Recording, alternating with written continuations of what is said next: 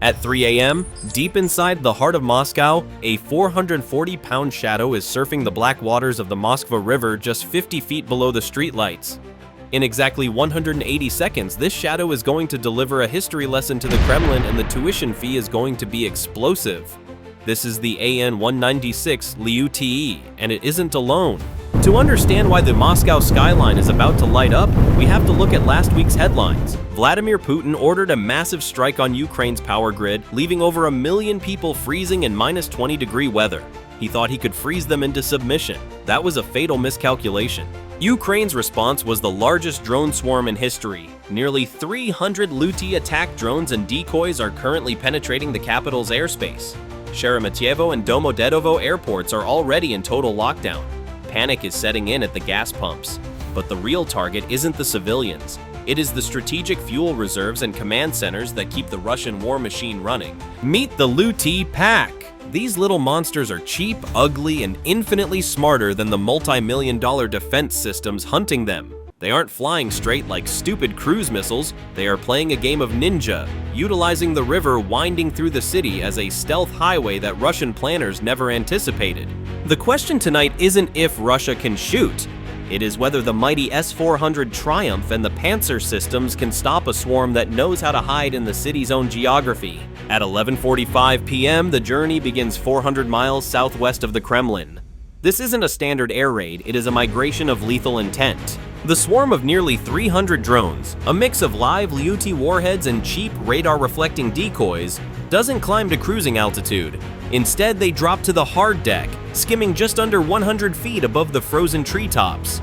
This is nap of the earth flying at its most extreme. By hugging the terrain, the drones effectively use the curvature of the earth as a physical shield against the massive long-range search radars guarding Russia's border. To a radar operator 500 miles away, these drones are indistinguishable from the ground clutter of trucks on a highway or rustling leaves in the wind. Inside a concrete bunker somewhere near Kiev, the atmosphere is freezing but the adrenaline is hot. A team of Ukrainian operators sits in front of a wall of monitors, their hands trembling slightly. Not from fear, but from the lethal cocktail of caffeine and anticipation they've been running on for 20 hours. They watch the telemetry data as the first wave of green dots crosses the virtual red line of the Russian border without a single alarm bell ringing. A young operator wrapped in a winter coat cracks a wide, caffeine-fueled grin as he watches his flock slip past the first defensive ring. "Go get 'em, babies," he whispers to the screen, tapping the glass. "Daddy is sending you home to Moscow." At 02:15 a.m., the boredom inside the Moscow Air Defense Command shatters instantly.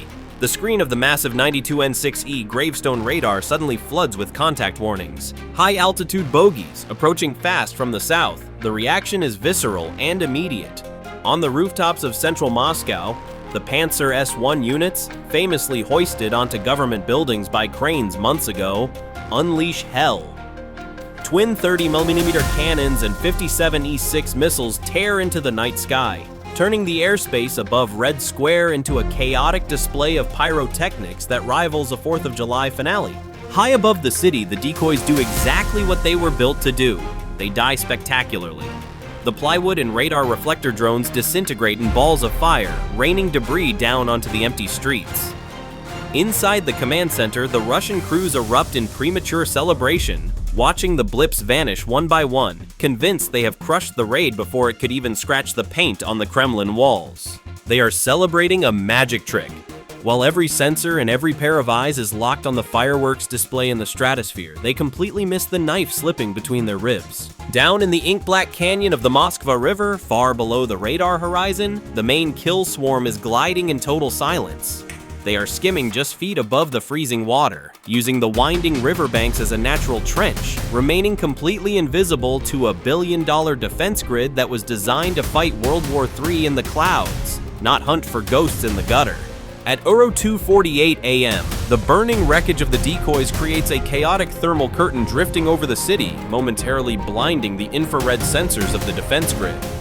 To the Russian commanders, the falling debris confirms their victory. But then, a grainy feed from a traffic security camera along the Berezhkovskaya embankment captures the horrifying reality.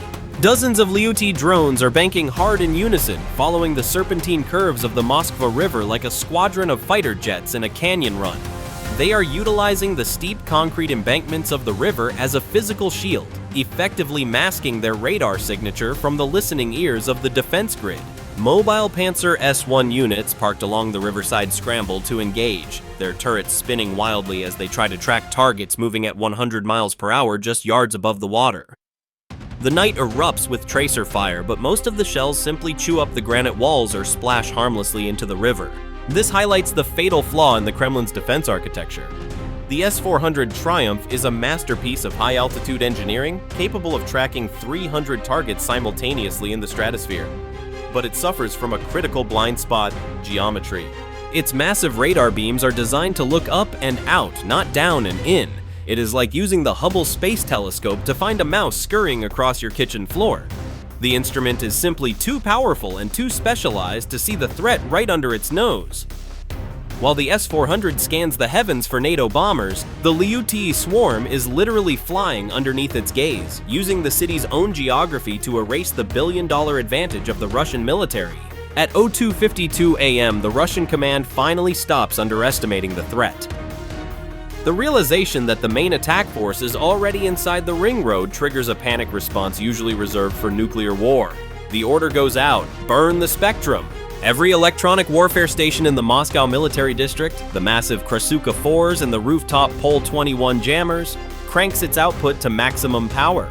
The electromagnetic noise is so intense it doesn't just jam GPS, it practically microwaves the air.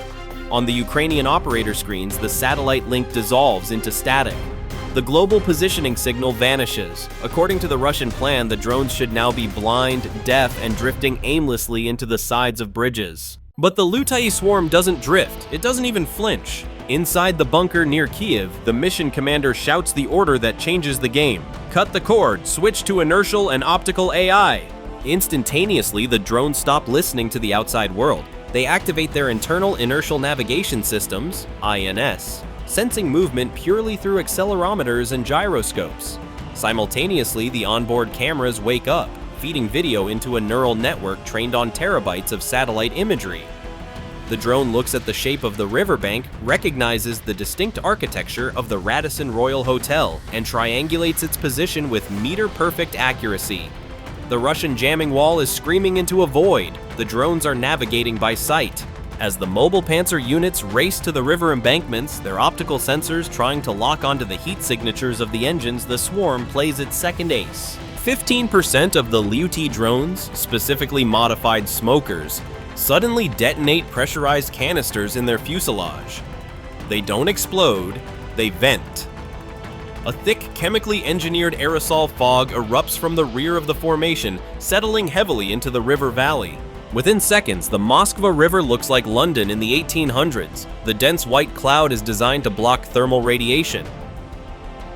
On the screens of the Russian Pantsir crews, the targets simply vanish into a wall of white noise.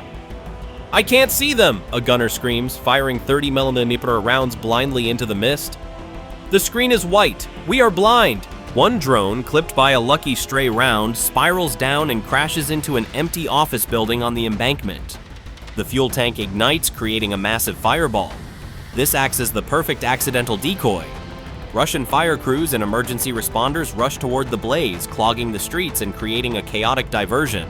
Desperate, the Kremlin authorizes the unthinkable. The S-400 batteries are ordered to engage targets at street level. This is an act of insanity. They launch 48 N-6DM missiles, monsters designed to kill AWACS planes at 250 kilometers, at drones flying 50 feet off the ground. Whoosh! The massive missiles roar off the launchers, costing $4 million apiece. But the physics are impossible. The radar seekers can't distinguish the drones from the buildings behind them. One missile slams into a bridge. Another detonates harmlessly over a park. It is the most expensive display of futility in modern military history. While the giants stumble, the swarm plays its third and final ace. The AI algorithm detects the high-threat radar locks and triggers urban canyon mode. The formation shatters. The drones scatter from the river, diving into the concrete canyons of the Moscow City business district. They weave between the Federation Tower and the OKO skyscraper, using the glass and steel monoliths as physical shields. Inside the command center, the Russian radar operators are sweating through their uniforms. Their screens are a mess of ghost signals, jamming clutter, and fleeting contacts that disappear behind buildings. "Where are they?" a general barks, slamming his fist on the console. "They are everywhere!" 400 miles away, the Ukrainian operators are leaning back in their chairs, watching the chaos unfold on the remaining intermittent feeds, laughing with the dark humor of men who know they just outsmarted a superpower. "Look at them panic," one whispers. "Beautifully played, boys. Beautifully played." At 02:58 a.m., the game of cat and mouse ends. The surviving Liutyi drones re-emerge from the cover of the skyscrapers, shedding their stealth tactics for raw, unadulterated speed. They dive toward the southeast, where the sodium vapor streetlights illuminate the massive cylindrical silhouettes of the Moscow Oil Refinery, the pulsating heart that pumps fuel into the capital's veins. Through the grainy, flickering FPV feed, the Ukrainian operators can see the target with terrifying clarity. The fuel storage farm stretches out like a domino set of volatile energy. There is no more need for AI trickery or river running. It is a straight drag race to the finish line. On the ground, the Russian defense makes its final desperate stand. The last remaining Pantsir S-1 unit guarding the facility begins to empty its magazines. The twin 30mm cannons roar, spewing a stream of high-explosive shells that creates a wall of fire in the sky. When the guns run dry, they switch to missiles. And this is where the absurdity of the war comes into sharp focus. The Russian crew is firing 57 E-6 interceptors, sophisticated rockets that cost nearly $200,000 apiece. They are firing them at drones that were assembled in a garage for the price of a used Honda Civic. Every time a missile misses, and most of them do, confused by the ground clutter and the erratic weaving of the drones, Russia effectively burns the annual salary of 10 teachers. "Look at them!" the Ukrainian commander chuckles, watching the expensive tracers streak harmlessly into the night. "They are burning money faster than the oil is about to burn. It is a frantic, losing battle against the math." For every drone the Russians manage to swat out of the sky with a $1 million missile, 2 more slip through the gap. The Pantsir commander is screaming for reloads, but physics doesn't offer timeouts. The lead Liutyi drone, its nose cone packed with 165 pounds of high-explosive payback, aligns its crosshairs with the central distillation column. The defense has collapsed, the bill is due, and Russia is about to default. At 03:20 a.m. Sharp, the first 3 Liutyi drones don't just hit the target, they execute a death sentence on the Moscow Oil Refinery. The drones impact at 100 miles per hour, their hardened nose cones punching through the outer steel skins of the storage tanks like a needle popping a balloon. A millisecond later, the fuses trigger inside the belly of the beast. The result is a phenomenon engineers call a BLEVE, boiling liquid expanding vapor explosion. The initial blast vaporizes thousands of gallons of refined fuel instantly, creating a massive vacuum that sucks in oxygen from the surrounding atmosphere before igniting in a cataclysmic release of energy. A fireball rises 200 feet into the night sky, turning the Moscow darkness into a blinding, hellish orange noon.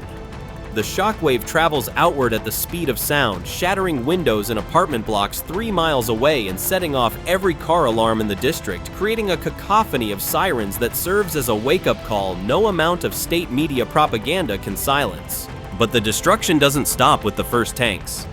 The engineers who built this facility designed it for efficiency, placing the storage units in tight clusters. Tonight, that efficiency is their undoing. The intense radiant heat from the primary fireball, burning at nearly 2,000 degrees Fahrenheit, melts the valves and seals of the adjacent tanks within seconds. One by one, they rupture and catch fire in a catastrophic chain reaction.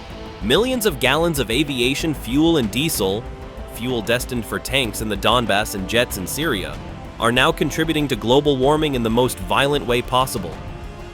The fire is so intense that local firefighters can't even get close. They can only stand back, shield their faces, and watch the Russian war effort burn. By sunrise, the black smoke plume is casting a literal shadow over Red Square, darkening the windows of the Kremlin itself. The fallout is immediate and chaotic. Sheremetyevo and Domodedovo airports remain closed, causing a massive backlog of flights as the airspace over the capital is deemed contested, a humiliating designation for a superpower. On the streets, the sight of the burning refinery triggers a panic that no speech can quell. Miles-long lines of cars clog the ring road as Muscovites panic buy fuel, fearing a shortage. The illusion of normalcy that Putin has tried so hard to maintain is shattered.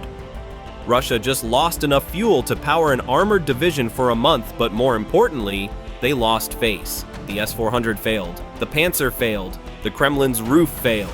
The Moscow Oil Refinery is offline, the air defense commanders are likely being fired, or worse. And the message has been delivered with crystal clarity. If you freeze our homes, we will burn yours. So, tactical analysts, I have a challenge for you. If you were commanding this swarm, what would have been your priority target in Moscow? Would you have gone for the oil to hurt the economy, the S-400 radars to blind the military, or the command centers to decapitate the leadership? And here is a bonus question. Why was using the Moskva River as a flight path a genius move that the Russians completely missed? Let me know your theories in the comments below.